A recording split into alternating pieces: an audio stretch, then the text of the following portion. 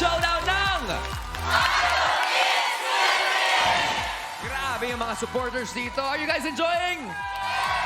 Alright, grabe talaga. Pero sino nga kaya sa ating mga kiddie hopefuls ang magiging first ever Idol Kids Philippines Grand Winner? Kaya anong pangarap ang matutupad tulad ng recording contract, mamit ang kanyang idol, or mag-celebrate kasama ang family niya sa Hong Kong Disneyland? Grabe, sana all! The possibilities are indeed endless, kaya tutok lang kayo para malaman kung sino siya. But right now, pakinggan natin ang ating next kiddie hopeful na si Clyde.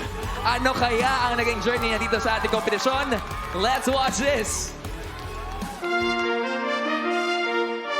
Sumali po ako sa Idol Kids para matupad po yung pangarap ko po at matulungan ko po yung family ko po financially. Noon po kasi late na po ako na nalaman ko po yung talents ko po sa pagkanta at gusto ko pong ipakita sa mga tao di kailanman magiging huli ang pagdiskubre sa talent mo po.